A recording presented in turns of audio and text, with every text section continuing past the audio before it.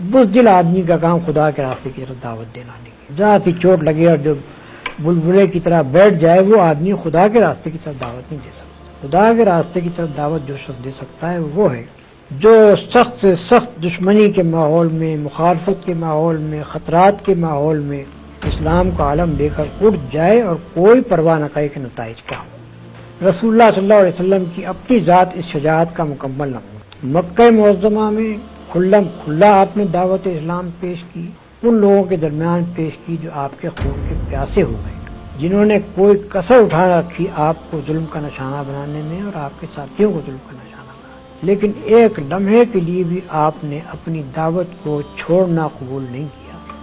بلکہ مسلسل 13 سال تک اس ماحول میں اپنی دعوت پیش کرتے چلے گئے اور ہر قسم کی سختیاں مصیبتیں برداشت کرتے چلے۔ مدینہ طیبہ پہنچنے کے بعد جو حالات پیش آئے، بڑی خطرناک لڑائیوں میں جہاں کے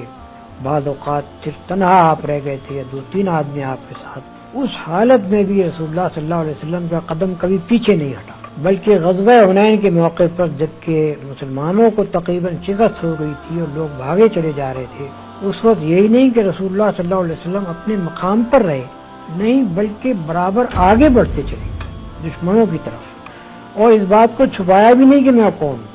فرمایا کہ انا النبی لا کذب انا ابن عبد المطلب، میں نبی ہوں، جھوٹا نہیں ہوں، میں ابن عبد المطلب۔ یا دوسرے الفاظ میں آپ نے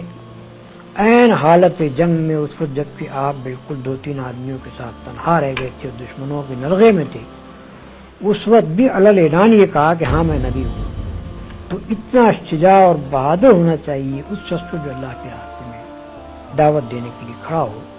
اگر کسی شخص کے اندر ہمت اور جرأت اور بہادری موجود نہ ہو تو وہ اس راستے میں کھڑا نہیں ہو سکتا، کھڑا ہوگا بھی تو اپنی بزدلی کی وجہ سے الٹا اس مشن کو نقصان پہنچاتا ہے۔